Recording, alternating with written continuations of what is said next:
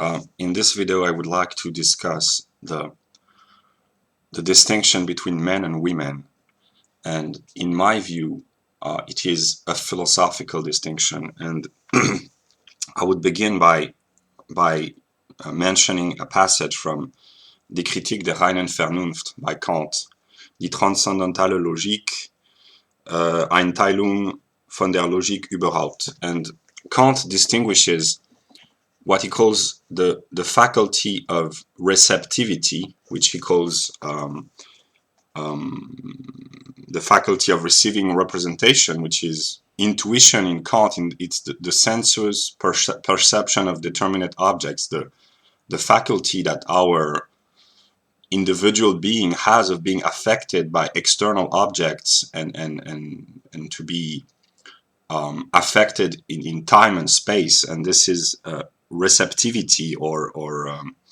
Anschauung, which is kind of an intuition.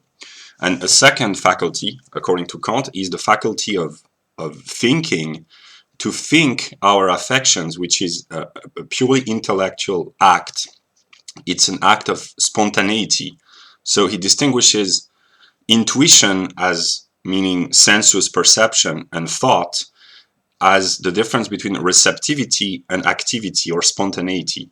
And it's an interesting distinction because, in my view, what all philosophers have sought in the history of philosophy is to grasp a woman. But philosophy, in my view, is just inverted sexuality. It doesn't mean that you cannot have both, but a true philosopher seeks to penetrate the essence of things, and it's a masculine act to will to penetrate into the nature of the world or the essence of things or God or the absolute or whatever. So you just have to elevate your mind and think of philosophy as being a transcendental sexual act in a way. And Kant was one of the most masculine thinker, because if the capacity to think and to abstract from the sensuous presence of the world and to remove into your inner thinking capability, your equality with the self, to deny all external influence and to set an act of the will and an act of freedom, which is Kant's view of his critique of practical reason, that we are determined by nature, but according to Kant, we have the free capability of abstracting completely from the influences of the realm of the senses and to assert a free act by setting determinations within the real out of our own inner will. So Kant was a very masculine thinker, and the story goes that he never had sex in his life, and that the two may be correlated. Spinoza and Hegel, they were speculative thinker in the sense that they had this masculine will to conceptualize everything, to think about everything, this very high intelligence of grasping the totality of things. But at the same time, they understood that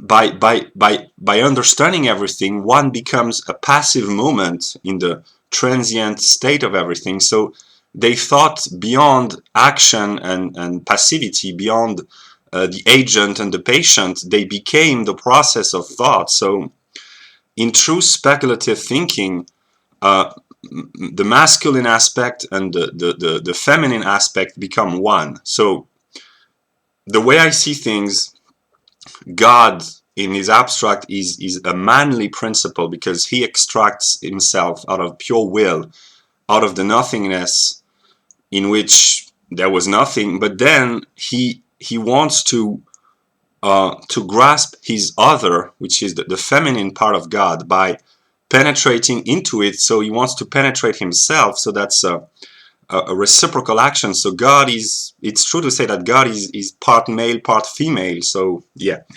And let us talk about empirical women. In my view, which is Hegelian, men belong in the realm of logic, and women belong in the realm of nature. And what women want, they want many things, but their highest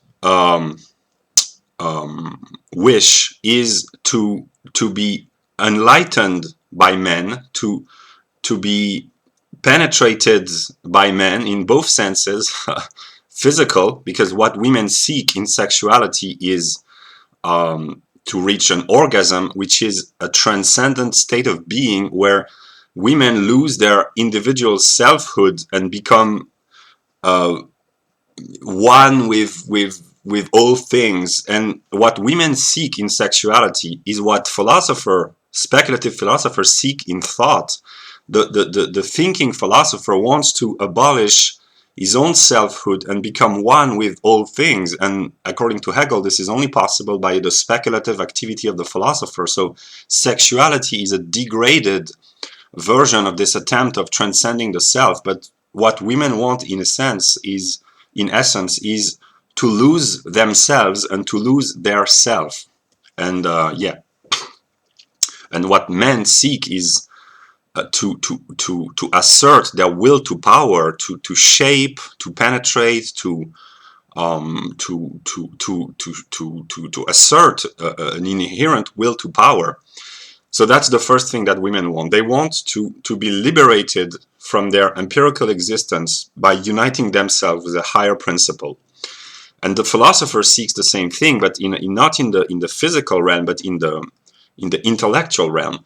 And another thing that women want, as opposed to men, is to be relieved of responsibility. I'm not saying that all women want that, but in essence, women, because they are subject of social pressures, want to leave the burden of responsibility to a man. And in the empirical world, we can see that the feminist women and the rise of feminism has been correlated by the rise of the totalitarian welfare state. So women who say that they want to be free from the subjugation of men, they are often statists. So because they seek the man with the most responsibility, and the state in an abstract consideration is the absolute man in the realm of politics, because he has all the resources, all the power. He can kill anyone. He can send anyone to prison. He has the power to make law and order and to rule and to dominate. So there are many feminists who despise empirical men, but who are nonetheless leftist, and there are not many feminists, anarchists, libertarian women. It might exist, like Ayn Rand, but it's not very common.